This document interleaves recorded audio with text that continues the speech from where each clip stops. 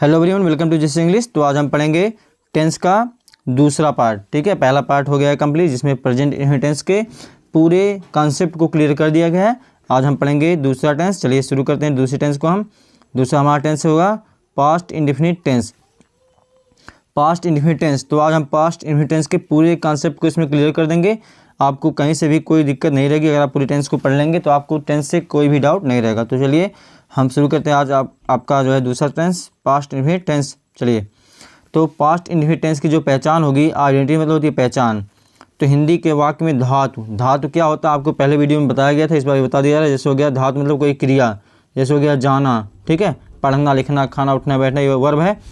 जब इस क्रिया में से हम ना को हटा देते हैं तो जो वह बचता हुआ हो जाता है धातु। जैसे जा, अब इस धातु में ता था ती थी लगा होगा, जैसे जाता था जाती थी जाते थे। या आ की मात्रा आ सकता है, ई की मात्रा या एक की मात्रा पे समाप्त होगा। जैसे जाने का होता है गया हो गया गई गए, पढ़ा पढ़ी पढ़े, ऐसे भी हो सकता है। ठीक है, तो ये है हिंदी में इसकी पहचान।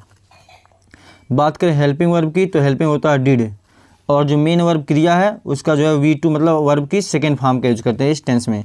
ठीक है, तो चलिए आगे बढ़ते हैं हम। पहला स्ट्रक्चर हमारा अफर्मेटिव सेंटेंस का जो रूल है ये है कि सब्जेक्ट लगाएंगे, सब्जेक्ट के बाद में वर्ब की सेकेंड फॉर्म और फिर अदर वर्ड यानी ऑब्जेक्ट का यूज करेंगे। मतलब इसमें क्या है कि इसमें डिड का यूज हम नहीं करेंगे। ठीक है, सब्जेक्ट के बाद सीधे वर्ब की सेकेंड फॉर्म और फिर जो बचेगा अदर वर्ड उसको लास्ट में लिखेंगे। अब चाहे सिंगुलर सब्जेक्ट हो या प्लूरल सब्जेक्ट हो, सभी के साथ आपको वर्ब का सेकंड फॉर्म लगाना है। प्रेजेंट की तरह आपको V1 या V5 नहीं चेंज करना है। इसमें सब्जेक्ट कोई भी होगा आपको वर्ब की सेकंड फॉर्म लगानी है। ठीक है, चलिए भाई एग्जाम्पल की ओर बढ़ते हैं। क्या शिवानी भीख मांगती थी, तो थी आया है यानी यह पास्ट इंडेफिनिट टेंस है। तो सबसे पहले हम लगाएंगे सब्जेक्ट मतलब शिवानी, उसके बाद लगाएंगे भीख मांगने का बेग्ड। शिवानी बेग्ड मतलब भीख मांगती थी, तो बेग का सेकंड फॉर्म हो जाएगा बेग्ड, शिवानी बेग्ड। क्लियर है, चलिए और एग्जांपल देखते हैं। नव्या ने मेरी घड़ी चोरी किया, तो नव्या ने मेरी घड़ी चोरी किया। ठीक है, चोरी करती थी भी आ सकता है और किया, देखिए आ की मात्रा पे समाप्त हुआ है तो ये जाएगा पास्ट इंडेफिनिट टेंस। तो इसका क्या हो जाएगा, नव्या सब्जेक्ट है तो जाएगा नव्या, और फिर चोरी करने का स्टील का सेकंड फॉर्म स्टोल, और क्या चुराया मेरी घड़ी my watch, Navya stole my watch. ठीक है, आगे एग्जाम्पल देखते हैं। हमने आज अंग्रेजी सीखा, तो आ की मात्रा पे समाप्त हुआ है तो ये भी हमारा पास्ट इंडेफिनिट टेंस है। पहले हम बनाएंगे सब्जेक्ट हमने का हो जाएगा वी, और सीखने का लर्न का सेकंड फॉर्म लर्नड, और इंग्लिश टुडे का आज का today, we learned English today, हमने आज अंग्रेजी सीखा। ठीक है, आगे बढ़ते हैं। उसने कल मुझे हिंदी पढ़ाया, तो आ की मात्रा पे समाप्त हुआ, ये भी हमारा पास्ट इंडेफिनिट टेंस है। उसने का ही और पढ़ाने का टाट, सेकंड फॉर्म टाट हो जाएगा, और मुझे का मी, हिंदी का हिंदी, और कल का स्टडी, ही टाट मी हिंदी स्टडी। आई होप कि क्लियर हुआ होगा। चलिए हम इसके अगले रूल की ओर बढ़ते हैं। अगला जो हमारा है वह है निगेटिव सेंटेंस। निगेटिव सेंटेंस की बात करें तो सब्जेक्ट लिखेंगे, सब्जेक्ट के बाद में हम लगाएंगे डिड नॉट। ठीक है, चाहे सिंगुलर सब्जेक्ट हो या प्लूरल, डिड नॉट लगाएंगे, और जब डिड नॉट आ गया तो वर्ब की फर्स्ट फॉर्म लगाएंगे, यहाँ वर्ब की सेकंड नहीं लगाएंगे, और फिर अदर वर्ड ऑब्जेक्ट यहाँ पे यूज करेंगे। ठीक है, डिड नॉट के आते ही जो वर्ब हमारा हो जाएगा वह फर्स्ट फॉर्म हो जाएगा, और डिड नहीं रहेगा तो सेकंड हो जाएगा। क्लियर, चलिए एग्जाम्पल देखते हैं। उसने मुझे कलम नहीं दिया, तुमने मुझे कलम नहीं दिया, तुमने मुझे कलम नहीं दिया, तो तुमने सब्जेक्ट हो जाएगा यू, डिड नॉट देने का give me a pen, you did not give me a pen. Clear, आगे बढ़ते हैं। सीता ने मुझे हिंदी नहीं पढ़ाया, किसने, सीता ने, तो सीता डिड नॉट पढ़ाने का teach me, Sita did not teach me. Next है लड़कों ने अपना पाठ नहीं याद किया, तो किसने, लड़कों ने, तो द बॉयज लगाएंगे did not, the boys did not याद करने का लर्न, और अपना पाठ मतलब देयर लेसन, क्योंकि बॉयज बहुवचन है तो there lesson, the boy did not learn their lesson. ठीक है, अगले एग्जाम्पल को देखते हैं। गरिमा ने झूठ नहीं बोला, किसने, गरिमा ने, तो लगाएंगे गरिमा डिड नॉट झूठ बोलने का tell a lie, Garima did not tell a lie, Garima ने झूठ नहीं बोला। क्लियर है, चलिए अगले जो स्ट्रक्चर की ओर बढ़ते हैं। तो अगला हमारा स्ट्रक्चर है यस नो टाइप क्वेश्चन, मतलब प्रश्नवाचक वाक्य का ऐसा वाक्य जिसमें हिंदी में क्या शब्द पहले आएगा। हिंदी में क्या शब्द पहले आएगा तो उसे कहेंगे यस नो टाइप क्वेश्चन, और ऐसे वाक्यों में इंग्लिश में हेल्पिंग वर्ब पहले आता है, यानी इस टेंस का हेल्पिंग वर्ब डिड है तो डिड को हम पहले कर देंगे, तब लगाएंगे सब्जेक्ट, और फिर अगर ये इंट्रोगेटिव निगेटिव होगा तो सब्जेक्ट के बाद हम लगा देंगे नॉट, अगर नहीं होगा तो छोड़ देंगे, फिर वर्ब की फर्स्ट फॉर्म और फिर अदर वर्ड लास्ट में क्वेश्चन मार्क। ठीक है, चलिए एग्जाम्पल देखते हैं।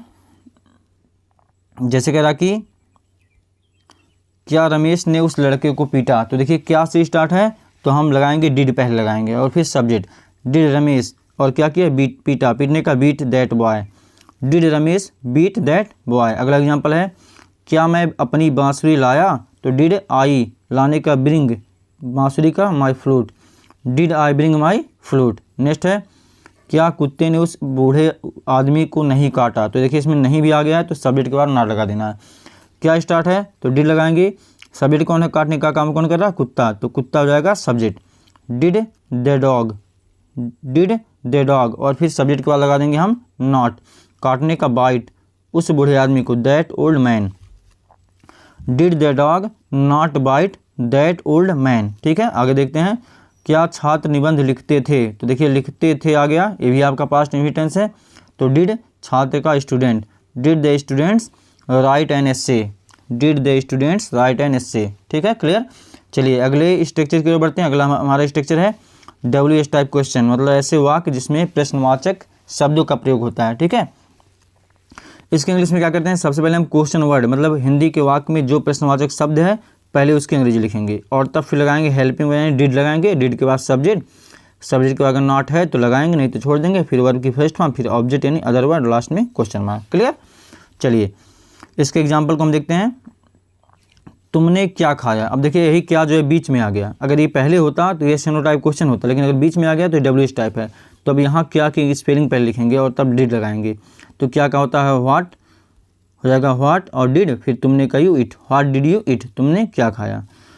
उसने यह प्रश्न कैसे हल किया, तो इसमें प्रश्नवाचक शब्द क्या है, कैसे, तो पहले कैसे का लिखेंगे, how did he solve this question, how did he solve this question. अगला है एग्जाम्पल, वह बाजार क्यों नहीं गया, तो देखिए क्यों और नहीं भी आ गया तो सब्जेक्ट के बाद हम क्या लगा देंगे, नॉट लगा देंगे। क्यों का हो जाएगा व्हाई और वह का he, did he, why did he not go to market, why did he not go to market. अगला एग्जाम्पल है तुमने ग्राहकों को क्यों वापस किया, तो क्यों का हो जाएगा why did you, why did you return मतलब वापस किया, the customers, why did you return the customer, तुमने ग्राहकों को वापस क्यों किया। क्लियर। चलिए अगले स्टेज की ओर बढ़ते हैं। अगला हमारा हु मीन्स कौन या किसने, हु मीन्स कौन या किसने। ठीक है, इसका जो रूल होगा यह भी प्रेजेंट की तरह होगा, हु के बाद में डिड का यूज नहीं करना आपको, बल्कि वर्ब की सेकंड फॉर्म लगानी है और फिर अदर वर्ड या ऑब्जेक्ट क्वेश्चन मार्क। ठीक है, हु वाले क्वेश्चन में आपको वर्ब की सेकंड फॉर्म लगानी है और अदर वर्ड इसमें डिड का यूज नहीं करना है, ध्यान रखिएगा। चलिए एग्जाम्पल देखते हैं। मेरा दूध किसने पिया, किसने या कौन को हम लगाते हैं हु, तो हु पीने का ड्रिंक, ड्रिंक का second form drank, who drank my milk. Clear. चलिए मेरी घड़ी किसने चुराया, किसने या कौन, ठीक है, तो हु चुराने का stole my watch, who stole my watch. खाना कौन बनाया, तो who cooked food, who cooked food.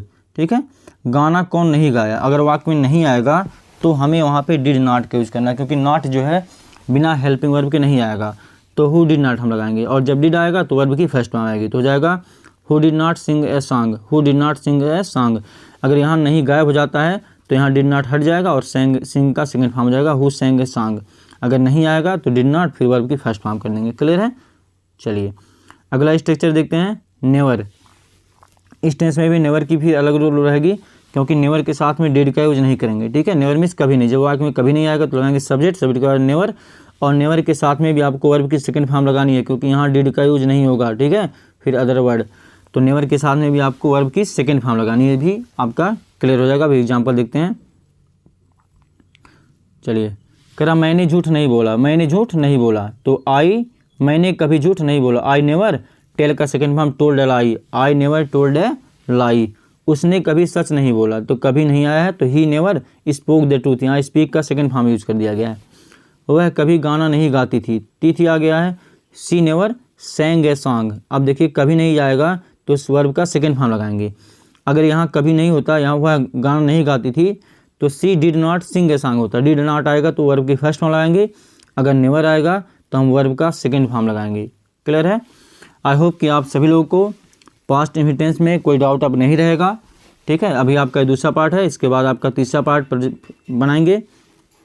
अगर आपने अभी तक चैनल को सब्सक्राइब नहीं किया हो तो आप चैनल को सब्सक्राइब कर लीजिएगा। यूपी बोर्ड के सारे सिलेबस आपको कवर किए जाएंगे और टेंस इस तरह से आपको पढ़ा दिया जाएगा, टेंस के सारे कंसेप्ट को क्लियर कर दिया जाएगा कि आपको टेंस से कहीं से भी कोई डाउट नहीं रहेगा। फिर भी अगर कोई डाउट होगा या दिक्कत होगा तो आप कमेंट बॉक्स में कमेंट करिएगा।